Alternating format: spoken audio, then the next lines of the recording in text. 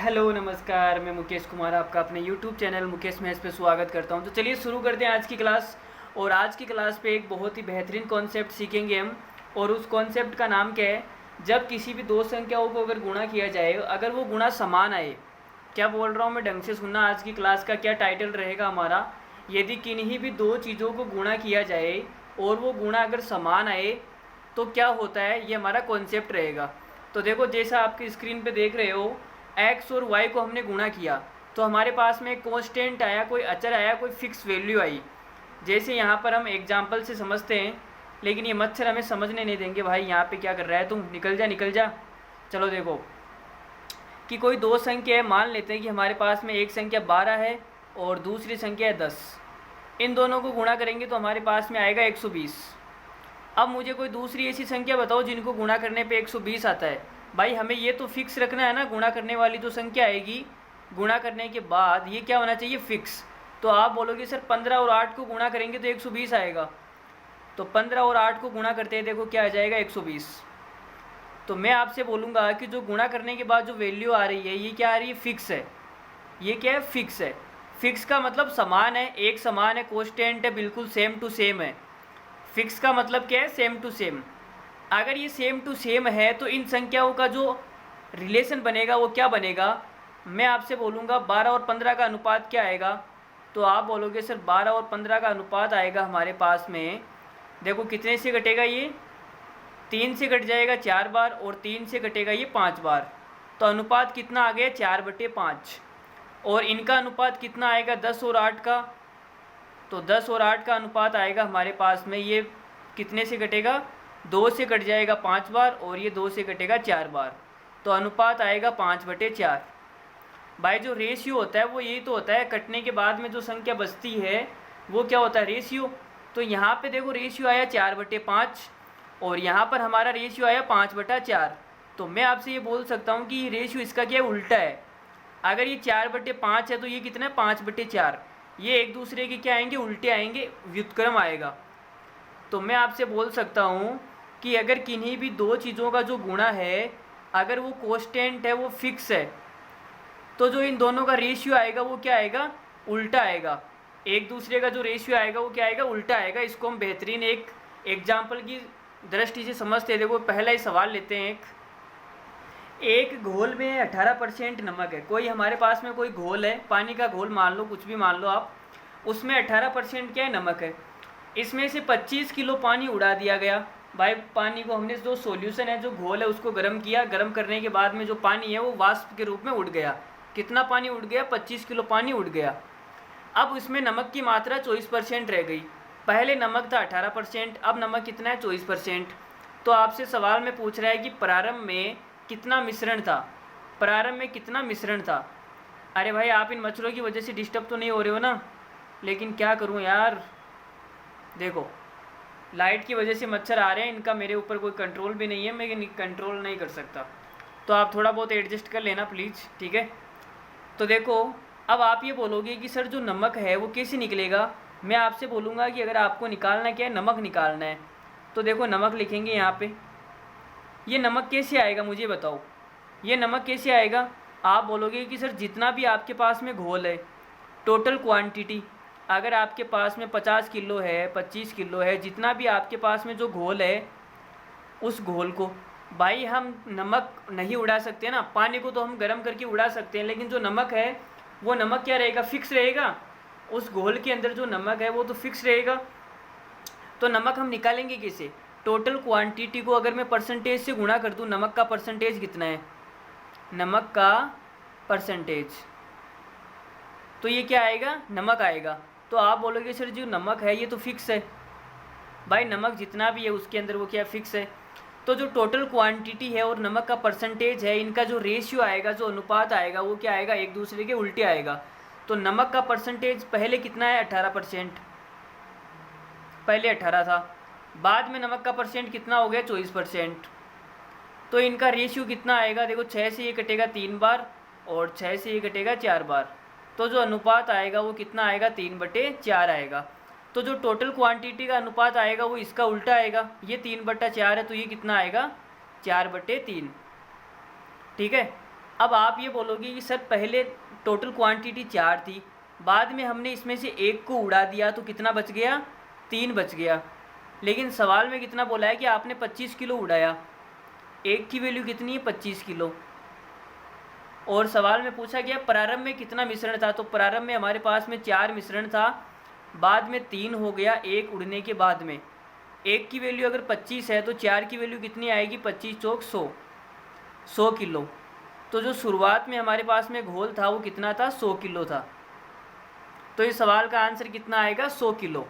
अगर आपसे बाद में पूछा जाए तो 3 की वैल्यू निकाल दो, 3 की वैल्यू आएगी 75 kg। 25 किलो उड़ने के बाद में कितना घोल बच जाएगा, 75 kg। ठीक है, तो ये हमने एक खूबसूरत सा सवाल किया। इस सवाल को करने के दूसरे तरीका भी है, लेकिन ये तरीका बेस्ट है। मेरे ख्याल से ये तरीका क्या है, बेस्ट है और सबसे बेस्ट है। तो इसी तरीके से हम दूसरा एग्जाम्पल लेते हैं, और खूब सारे एग्जाम्पल करने वाले हैं, आप टेंशन मत लो बस।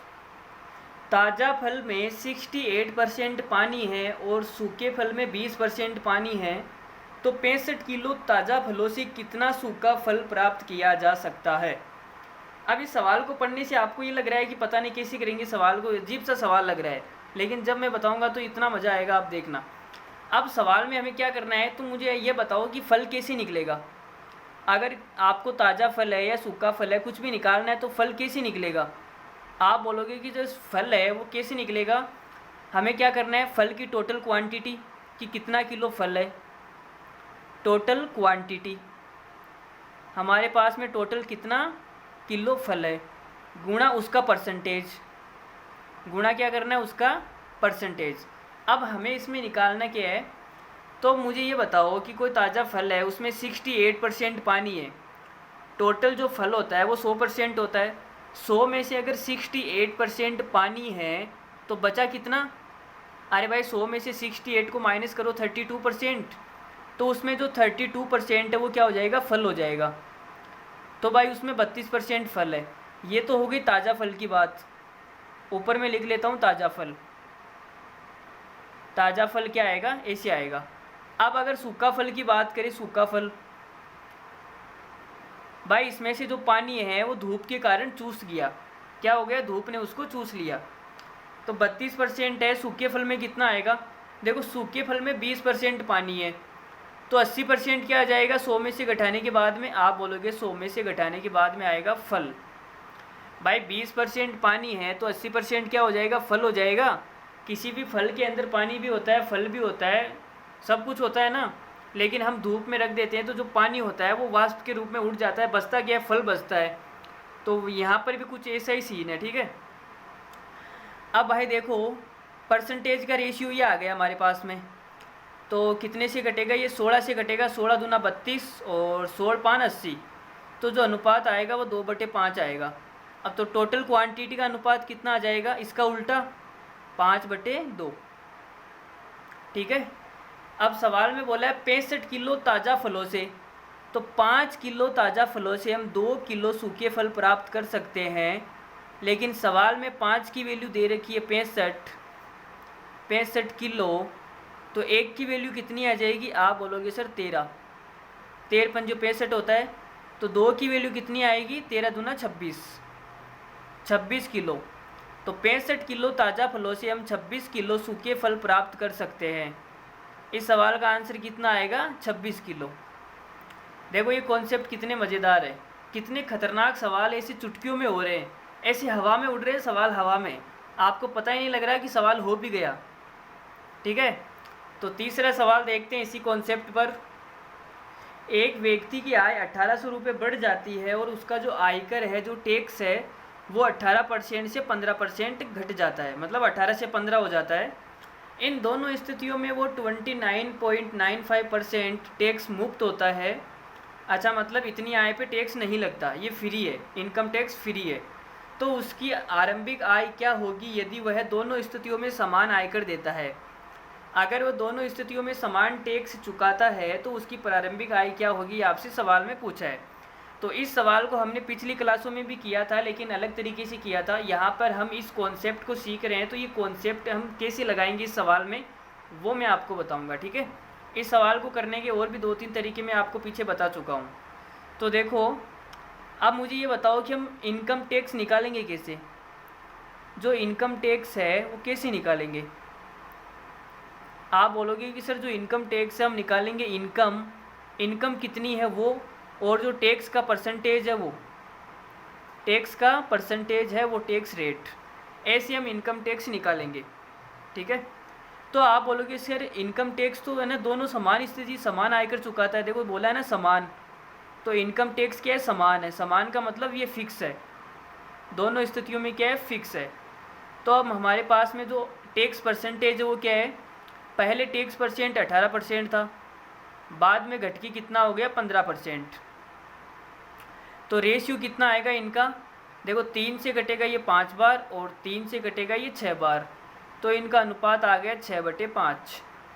अगर टैक्स रेट का अनुपात 6:5 है तो ये इनकम कितनी आ जाएगी 5/6, इसका उल्टा।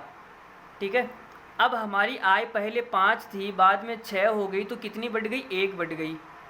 आप बोलोगे कि इस 1 की वैल्यू सवाल में 1800 रुपये दे रखी है और हमें पूछा है प्रारंभिक आय, तो प्रारंभिक आय कितनी है 5। तो भाई 1800 को 5 से गुणा कर दो, कितना आ जाएगा 18×5 90 और 2 जीरो चिपका दी, तो 9000 रुपये सवाल का क्या आएगा, आंसर आएगा। 9000 रुपये उसकी प्रारंभिक आय थी, जिसके ऊपर 18% टैक्स निकालोगे तो कुछ ना कुछ आएगा इनकम टैक्स। और 6 की वैल्यू कितनी हो जाएगी, 6 की वैल्यू आप 1800 जोड़ दो इसके अंदर, तो 108 हो जाएगी। 108 को आप 15 से गुणा करोगे तो वही आंसर आएगा। ठीक है। इस सवाल का आंसर कितना है, 9000। चलिए अगला सवाल लेते हैं। देखो इस कॉन्सेप्ट से आप ये देखो कि सवाल कैसे चुटकियों में हो रहे हैं, कितने मज़ेदार कॉन्सेप्ट है ये। तो अगला सवाल लेते हैं। एक आदमी की आय 3000 रुपये कम हो जाती है और जो टैक्स है वो 15% से 18% हो जाता है। भुगतान किए गए कर का अनुपात, मतलब जो भुगतान उसने टैक्स किया वो 3:2 है। पहले वाली स्थिति में उसने 3 रुपये टैक्स के चुकाए और दूसरे वाली स्थिति में उसने 2 रुपये टैक्स के चुकाए। इसका मतलब ये है 3:2। 29% आयकर मुक्त है, मतलब 29% टैक्स फ्री इनकम है। तो उसकी आरंभिक आय ज्ञात करो। अब यहाँ पर आप देखो कि जो इनकम टैक्स निकालोगे वो कैसे निकालोगे। आपने कहा कि सर जो इनकम टैक्स है हम निकालेंगे हमारी जो भी इनकम है वो, और इनकम के साथ में जितना परसेंटेज टैक्स का है वो टैक्स परसेंटेज, ऐसे हमारा इनकम टैक्स निकलता है। तो मैं बोलूँगा कि यहाँ पर इनकम टैक्स तो कांस्टेंट है ही नहीं, फिक्स नहीं है। पहले वाली स्थिति में जो इनकम टैक्स है वो 3 है, दूसरे वाली में 2 है, तो एक समान नहीं है ना फिक्स है। तो हम एक काम करते हैं, फिक्स बना लेते हैं। जो इनकम टैक्स है वो किस पर डिपेंड करता है, वो टैक्स परसेंटेज पर डिपेंड करता है। अगर पहले वाली स्थिति में टैक्स 3 है और दूसरे वाली स्थिति में 2 है, अगर मैं पहले वाले टैक्स को डबल कर दूं, मतलब 2 से गुणा कर दूं, तो कितना हो जाएगा 6 हो जाएगा। और इस वाले टैक्स को मैं 3 गुना कर दूं तो कितना हो जाएगा 6 हो जाएगा। अब ये टैक्स क्या हो गया, एक समान हो गया। टैक्स क्या हो गया, एक समान हो गया। अरे हुआ या नहीं हुआ, सेम टू सेम हो गया ना। टैक्स है वो एक समान हो गया, बिल्कुल फिक्स हो गया। इसमें भी 6 है और इसमें भी 6 है। लेकिन टैक्स है वो डबल कैसे होगा, 2 गुना कैसे होगा, जब टैक्स की रेट को हम 2 गुना कर देंगे। पहले वाली स्थिति में वो 15% क्या करता है, टैक्स देता है। अगर मैं इसको डबल कर दूं तो हमारा टैक्स क्या हो जाएगा, डबल हो जाएगा। भाई यहाँ पे हमने डबल किया तो टैक्स परसेंटेज को भी डबल कर दो ना, तभी तो है क्या होगा, इनकम टैक्स डबल मिलेगा, नहीं तो नहीं मिलेगा।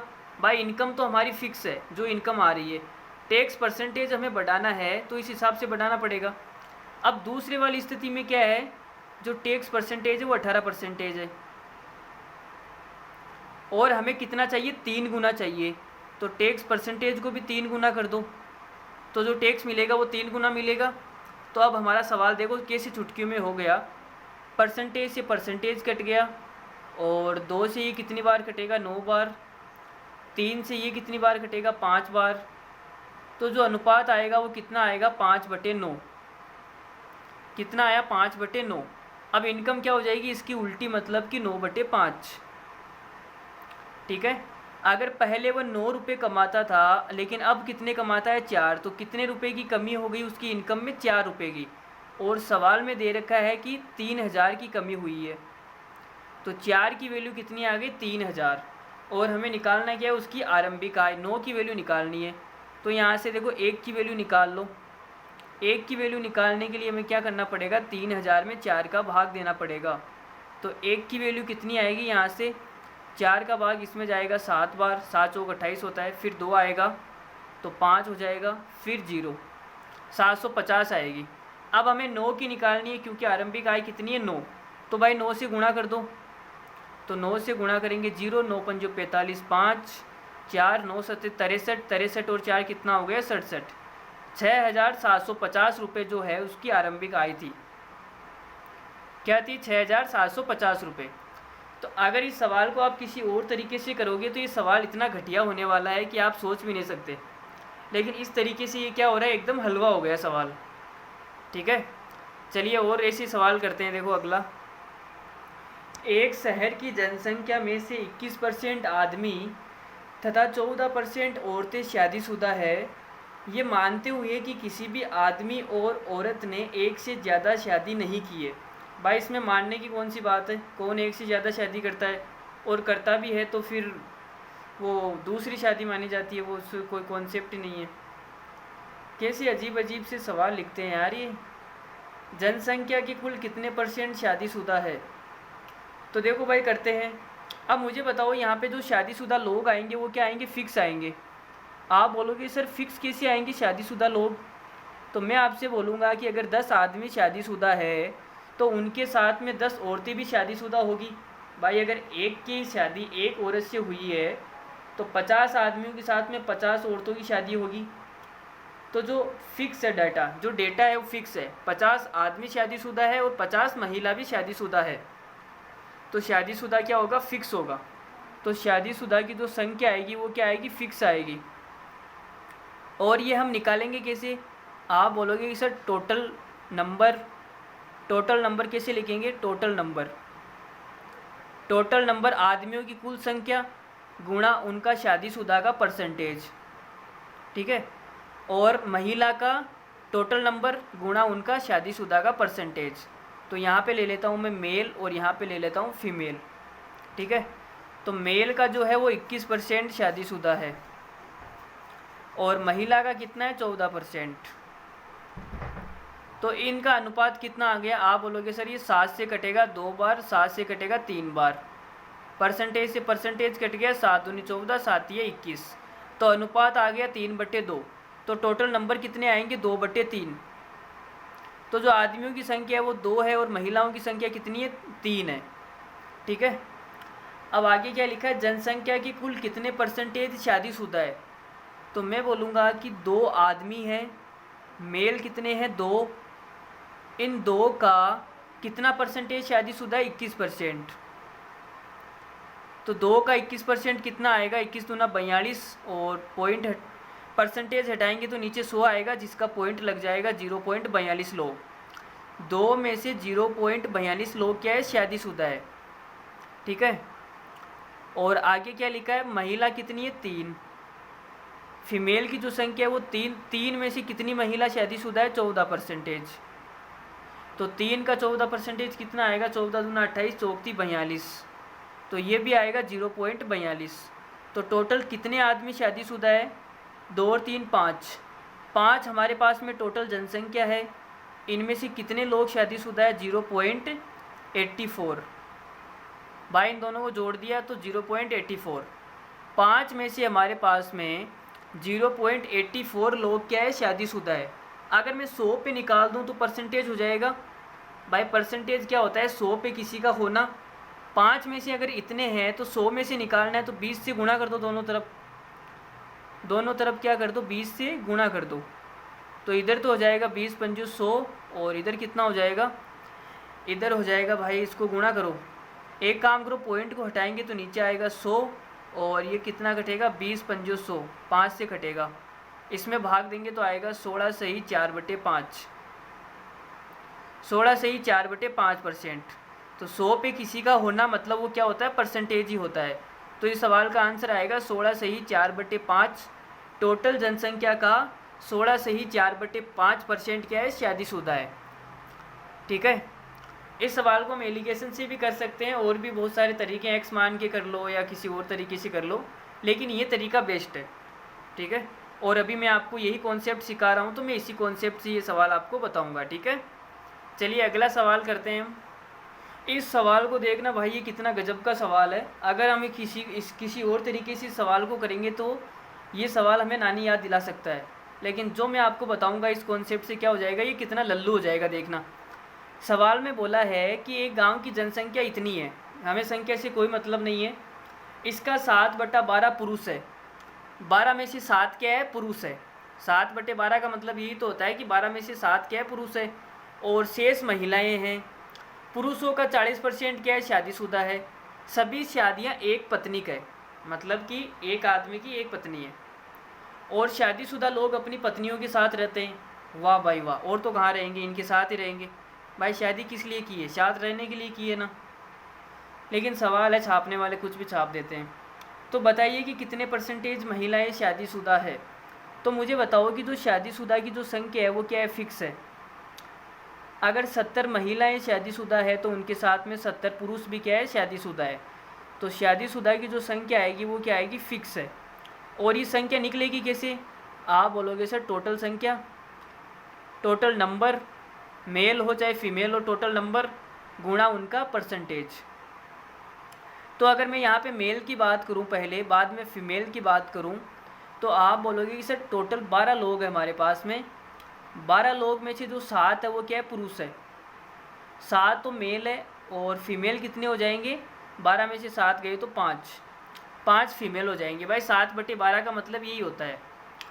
अब मेल कितने हमारे पास में, 7, तो संख्या हो गई 7, फीमेल कितनी है, 5, तो ये हो जाएगी 5। तो टोटल नंबर का अनुपात आ गया 7/5। तो परसेंटेज का अनुपात कितना आएगा, आप बोलोगे सर इसका उल्टा, मतलब कि 5/7। तो मेल का परसेंटेज वो कितना है, 5% है, और सवाल में कितना दे रखा है, 40% शादीशुदा है। तो 5 की वैल्यू सवाल में दे रखी है 40%। और हमसे सवाल में पूछिए महिलाओं की परसेंटेज, 7 की वैल्यू पूछी है, 5 की वैल्यू 40 है, मतलब 8 पंजो 40 होता है, तो 7 को भी 8 से गुणा करना पड़ेगा, 8 सत्ते 56%। तो इस सवाल का उत्तर कितना आएगा, 56%। देखो कुछ भी नहीं करना पड़ा इस सवाल में, मैं इतना क्यों लिख रहा हूँ ताकि आपको समझ में आए, नहीं तो इतना लिखने की भी ज़रूरत नहीं है, आप डायरेक्ट दिमाग में भी अपने इस सवाल को कर सकते हो, ठीक है। तो ये कॉन्सेप्ट आपको कैसा लगा, कमेंट बॉक्स में कमेंट करके ज़रूर बताइए, और हम इस पे बेहतरीन सवाल करने वाले हैं, तो बने रहिए हमारे चैनल पर। चलिए आगे बढ़ते हैं। इस सवाल को अगर आप किसी और तरीके से करोगे तो आपको नानी और दादा दादी सब याद आने वाले हैं, लेकिन इस कॉन्सेप्ट से आपको कुछ भी याद नहीं आएगा, आपका सवाल हो जाएगा और आपका सिलेक्शन हो जाएगा। किसी आदमी की आय 2000 रुपये बढ़ जाती है, आयकर की दर 14% से घटकर 12% हो जाती है, ठीक है। दोनों ही स्थितियों में समान आयकर चुकाता है, मतलब जो टैक्स है वो क्या है, समान आयकर है, मतलब इनकम टैक्स फिक्स है। यदि पहली स्थिति में, तो मैं यहाँ पे लिख देता हूँ, जो इनकम टैक्स है वो क्या है, फिक्स है। समान आयकर चुकाता है मतलब ये क्या है, फिक्स है। अब ये निकलेगा कैसे, मुझे ये बताओ। आप बोलोगे सर हमारी जो भी इनकम है वो, और टैक्स का परसेंटेज, टैक्स परसेंट। लेकिन सवाल में देखो थोड़ा सा घुमाया हुआ है। सवाल में बोला है कि पहली स्थिति में 20% आयकर फ्री है, 20% जो है वो टैक्स फ्री है, तो टैक्स कहाँ पे लगेगा, 80% पे लगेगा। 80% आय पे क्या लगेगा, टैक्स लगेगा, और पहले वाली स्थिति में कितना लगता है, 14%, तो ये आएगा 14%। दूसरे वाली स्थिति में 30% टैक्स फ्री है, तो बाकी की जो 70% बच जाएगी उस पर क्या लगेगा, टैक्स लगेगा, और कितना लगेगा दूसरी वाली स्थिति में, 12%। तो अब कुछ नहीं करना, सवाल को सोल्व कर लो। देखो 0 से 0 कट गया, परसेंटेज से परसेंट गया, परसेंट से परसेंट गया, और 4 से ये कितनी बार कटेगा, 3 बार, और 4 से ये कटेगा 2 बार। और कुछ कट रहा है क्या इसमें, देखो 7 से ये कटेगा 2 बार, 7 दूनी 14, तो अनुपात कितना आएगा, 2 दूनी 4, नीचे कितना आ जाएगा, 3। तो हमारे पास में जो परसेंट का रेशियो आया वो 4:3 आया, तो इनकम का रेशियो कितना आएगा, 3/4, ठीक है। अब सवाल में बोला है कि आय 2000 रुपये बढ़ जाती है, पहले वो 3 रुपये कमाता था, अब उसने 1 बढ़ गया, तो अब कितने कमाएगा, 4 रुपये। और 1 की वैल्यू सवाल में दे रखी है 2000। ठीक है, और पूछी क्या है, तो बढ़ने के बाद में आय बताओ। बढ़ने के बाद में आय कितनी है, 4। भाई पहले 3 थी, बढ़ने के बाद में कितनी हो गई, 4। 1 की वैल्यू 2000 है तो 4 की वैल्यू कितनी आएगी, 8000। तो इस सवाल का आंसर आएगा 8000 रुपये। बढ़ने के बाद में आय कितनी है, 8000, और पहले कितनी थी, 2000 कम कर दो तो 6000 आ जाएगी। ठीक है। चीनी की कीमत में 20% की वृद्धि होने पर एक आदमी 600 रुपये में 5 किलो चीनी कम खरीद पाता है। चीनी की वास्तविक व बढ़ी हुई कीमत क्या है। तो दोनों पूछिए, इसने वास्तविक भी पूछिए, बढ़ने के बाद में कितनी हो गई वो भी आपसे पूछिए।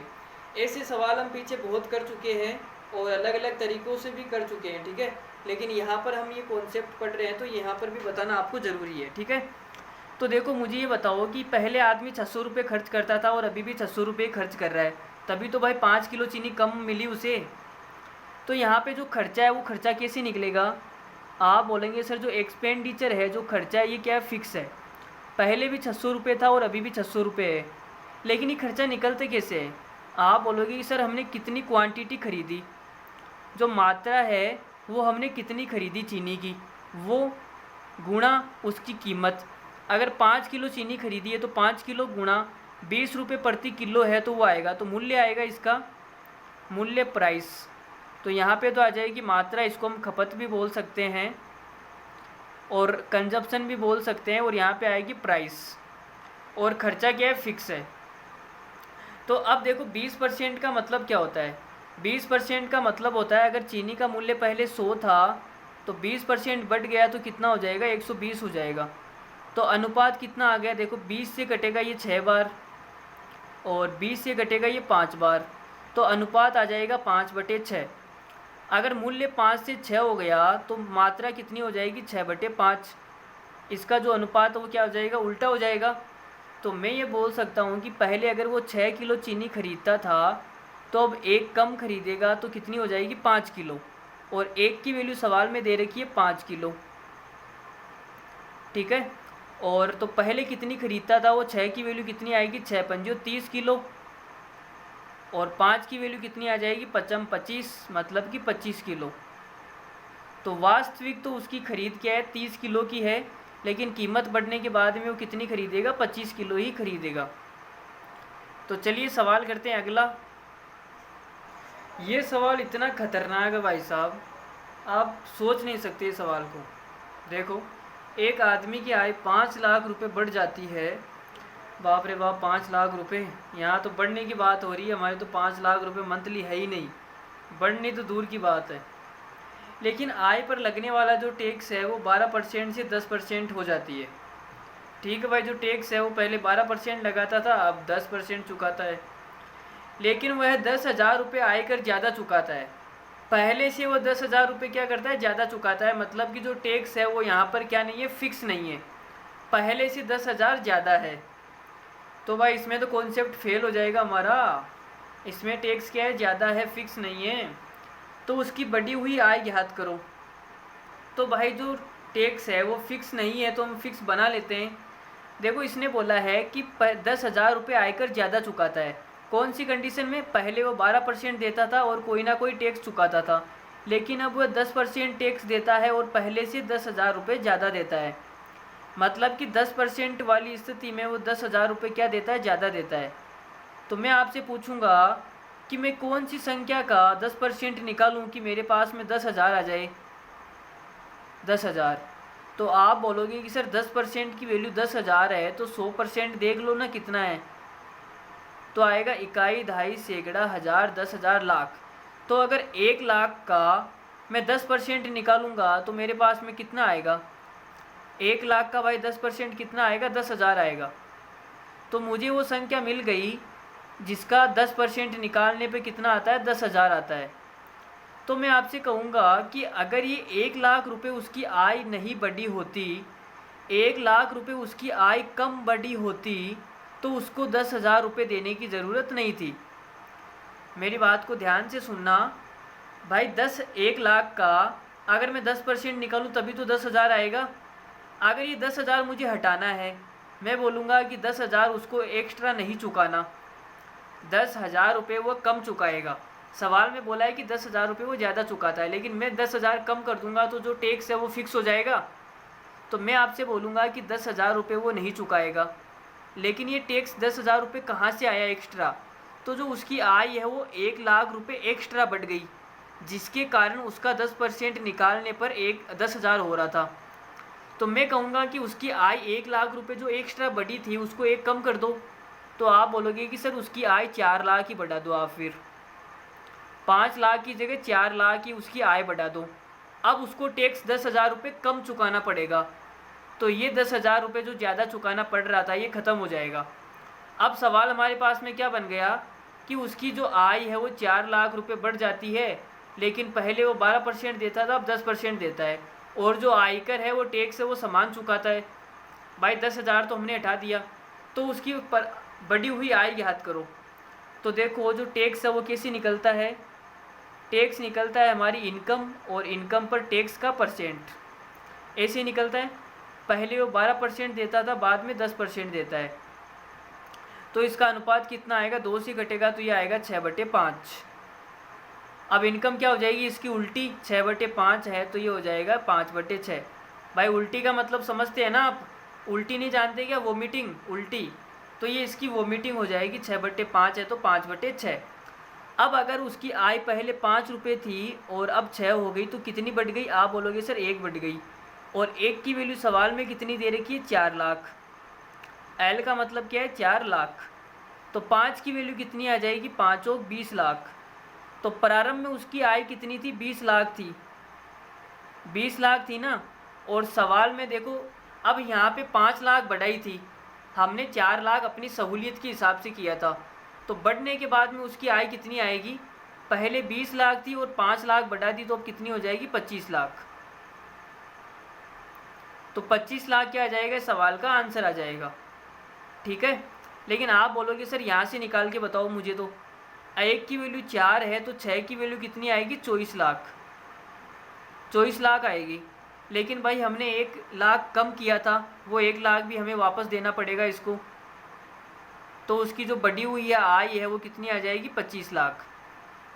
तो 25,00,000 हमारा क्या है? सवाल का आंसर है। ठीक है। और ये कॉन्सेप्ट आपको कैसा लग रहा है? आपको समझ में आ रहा है नहीं आ रहा है? कमेंट करके ज़रूर बताइए। ठीक है। हम इस पे 2-3 सवाल और करते हैं। चलो। केले के मूल्य में 16.66% की वृद्धि होने पर एक आदमी 1 रुपये में 5 केले कम खरीद पाता है, तो वह आदमी 1 रुपये में पहले कितने केले खरीद पाता था? तो देखो वही सवाल है हमारा। एक्सपेंडिचर पहले 1 रुपया था और अभी भी 1 रुपया है। जो एक्सपेंडिचर है, जो खर्चा है, वो कैसे निकलेगा?